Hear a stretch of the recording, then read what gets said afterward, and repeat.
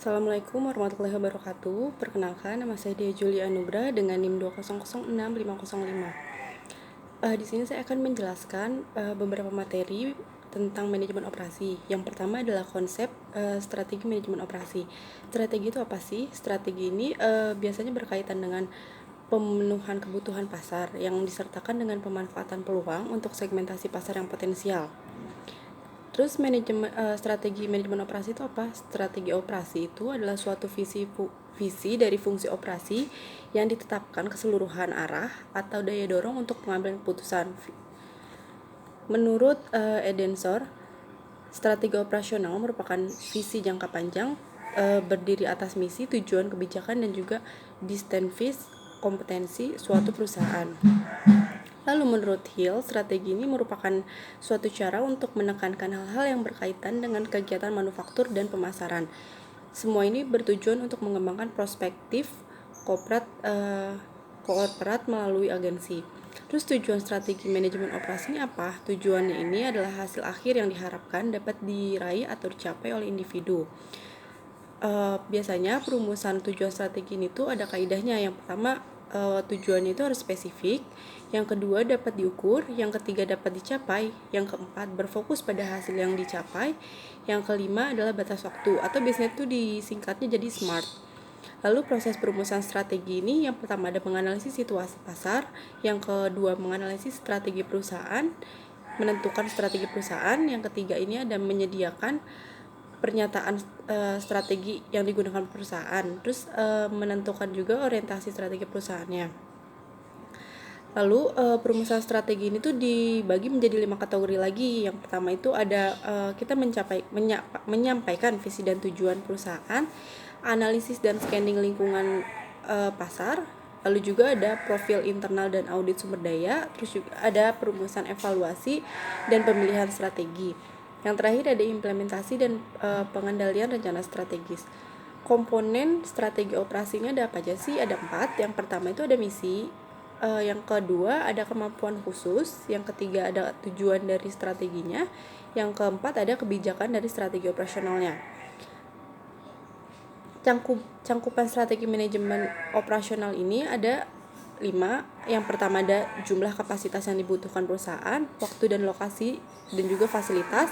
Yang ketiga ada investasi teknologi. Yang keempat ada pembentukan hubungan antara pembeli dan juga pemasok.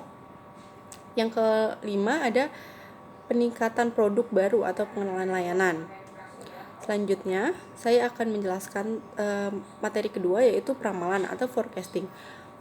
Forecasting ini adalah perhitungan yang dilakukan untuk memperkirakan kejadian di masa depan atau di masa yang akan datang dengan menggunakan data-data dari masa lalu.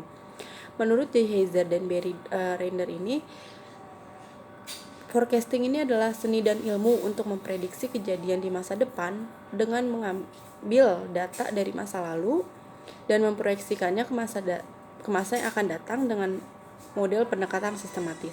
Langkah-langkah peramalan ini ada definisikan tujuan, terus juga membuat diagram pencar atau plot data, terus memilih metode apa yang tepat untuk peramalan. Yang kelima, melakukan peramalan. Terus langkah-langkah melakukan peramalan itu apa? Yang pertama itu ada menghitung kesalahan ramalan atau forecast error. Yang kedua ada memilih metode peramalan yang sesuai gitu. Dan biasanya itu metode yang dipilih ini adalah yang kesalahannya paling kecil. Terus yang ketiga adalah melakukan verifikasi. Metode peramalan ini ada 3. Yang pertama ada metode kualitatif.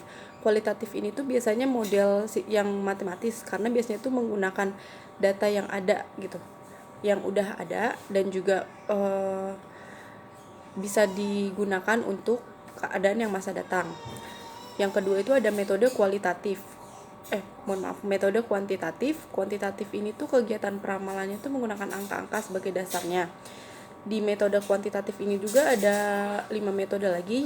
Yang pertama metode time series, yang kedua ada metode tangan bebas, yang ketiga ada metode setengah rata-rata, yang keempat ada metode rata-rata bergerak, yang kelima ada metode exponential smoothing.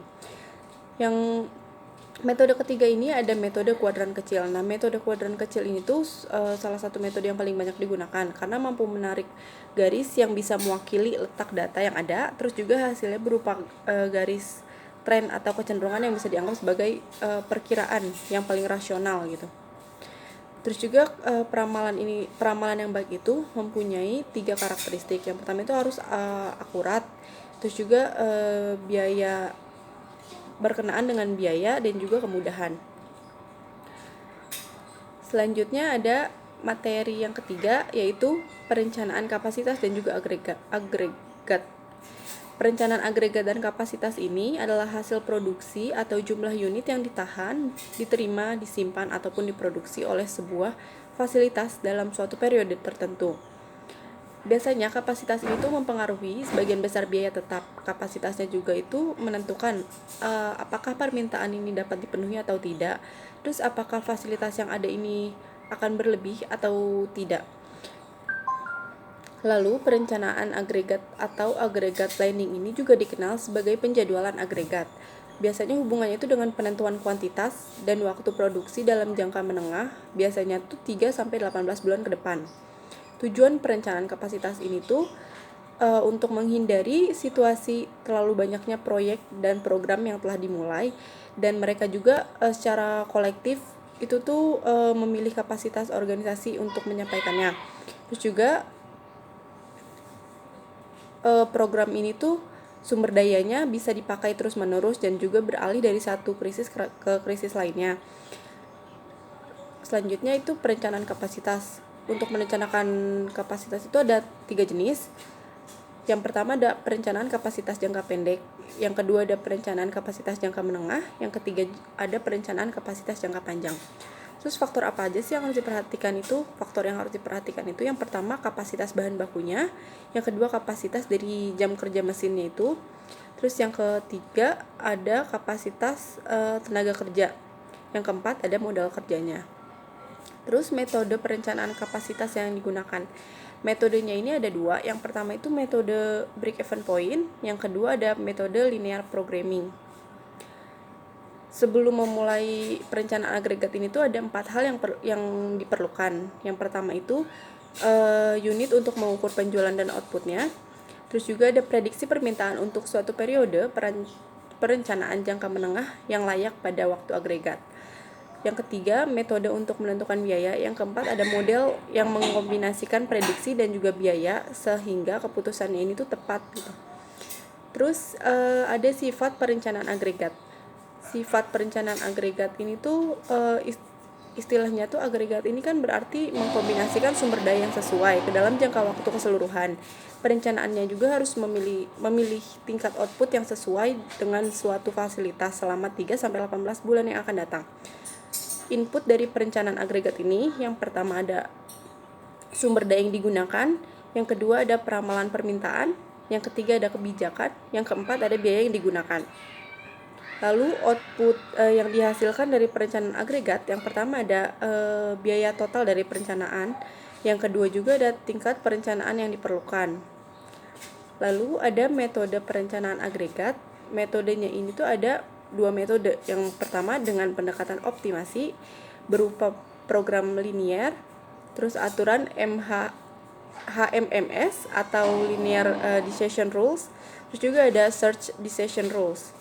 Terus ada dengan pendekatan heuristik. Pendekatan heuristik itu tuh biasanya ada 3 metode. Yang pertama ada metode grafik, yang kedua ada metode pengendalian persediaan, yang ketiga ada metode pengendalian tenaga kerja. Yang materi keempat ada desain barang dan jasa. Pengertiannya itu apa sih? Menurut J.B. Reswick ini, pengertiannya itu adalah kegiatan kreatif yang melibatkan penciptaan sesuatu yang baru dan berguna yang sebelumnya belum ada. Nah, terus desain produknya itu apa? Desain produk ini totalitas fitur yang mempengaruhi keterampilan, rasa, dan juga fungsi dari produk ini berdasarkan kebutuhan pelanggan. Itu menurut Kotler dan Killer. Lalu mengapa sih desain produk ini diperlukan atau penting gitu? Karena perusahaan juga akan mengutamakan proses serta pengembangan ide dari desain dan layanan pada barang atau jasa yang diproduksi. Terus proses dan tahapan pengembangan. Proses pengembangannya ini yang pertama itu ada menetapkan tujuan dan strategi produk, terus identifikasi peluang. Yang ketiga ada mendesain produk. Yang keempat ada pengujian pra-produk, yaitu sebelum dipasarkan ada pengujiannya terlebih dahulu. Terus yang terakhir itu baru komersialisasi atau pemasaran luas. Selanjutnya ada tahap pengembangan. Pengembangannya itu adalah menyampaikan gagasan atau ide yang dimiliki. Terus juga ada penyaringan gagasan dan ide dari penyampaian yang tadi, lalu mengembangkan penyajian konsep dari ide atau gagasan yang diambil. Setelah itu mengembangkan strategi pemasaran. Selanjutnya itu ada analisis bisnis dan yang selanjutnya pengembangan produk.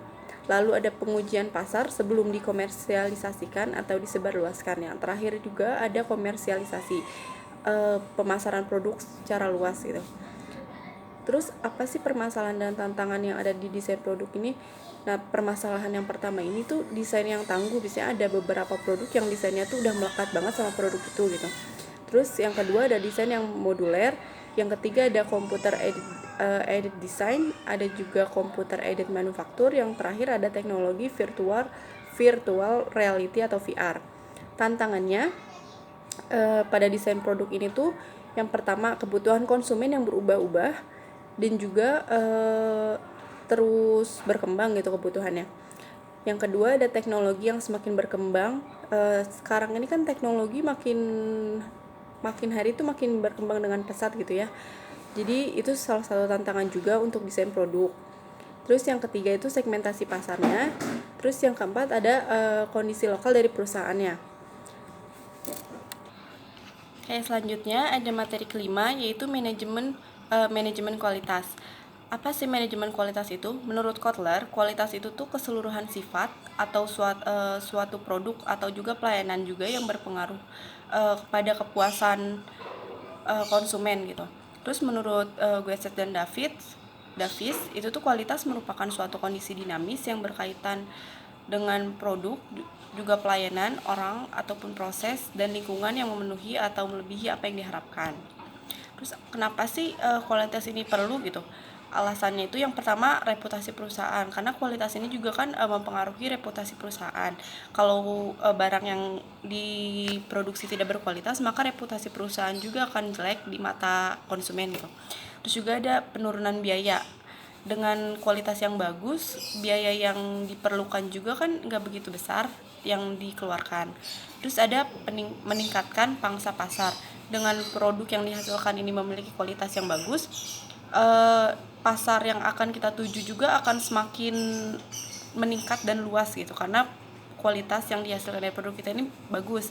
Terus juga ada pertanggungjawaban produk dan jasa.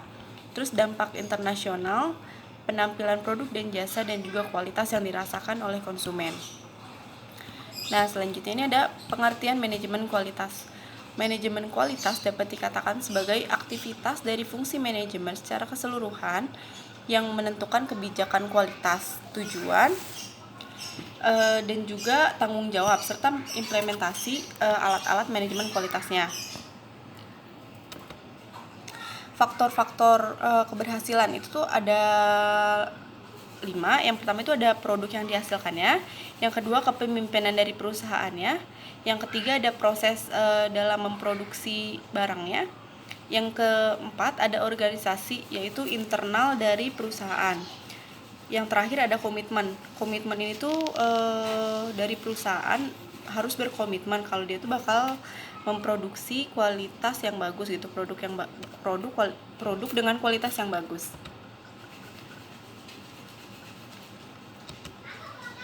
Lalu ada juga kualitas manajemen, tahap kualitas manajemen yang berkembang itu yang pertama ada inspeksi, yang kedua ada pengendalian kualitas atau quality control, yang ketiga ada penjamin kualitas, yang keempat itu manajemen kualitas, yang kelima ada manajemen kualitas terpadu, yang keenam ada organisasi belajar, yang ketujuh ada world class organization. Nah, selanjutnya ini ada total quality management. Total quality management itu menurut Santosa itu merupakan sistem manajemen yang mengangkat kualitas sebagai strategi usaha dan juga berorientasi pada kepuasan pelanggan. Dalam total quality management atau TQAM ini tuh ada prinsipnya itu ada kepuasan pelanggan, respect terhadap setiap orang, terus juga ada manajemen berdasarkan fakta. Yang keempat, ada perbaikan secara berkesinambungan. Jadi kalau misalkan kualitasnya itu kurang, itu tuh harus diperbaiki secara berkesinambungan. Terus juga ada manfaat dari total quality management. Yang pertama itu meningkatkan moral atau semangat karyawan, yang kedua meningkatkan efisiensi proses kerja, yang ketiga meningkatkan produktivitas, yang keempat mengurangi persaingan. Terus yang kelima itu meningkatkan mutu barang, yang keenam menurunkan biaya, yang ketujuh meningkatkan kepuasan pelanggan, yang keenam ada meningkatkan keuntungan dan juga laba perusahaan. Selanjutnya ada penyebab kegagalan dari total quality management. Itu tuh yang pertama ada delegasi dan kepemimpinannya yang tidak baik. Jadi dengan kepemimpinan yang tidak baik itu juga bisa menyebabkan kegagalan dalam quality produknya. Terus juga ada penggunaan pendekatan yang terbatas gitu. Terus ada harapan yang terlalu berlebih.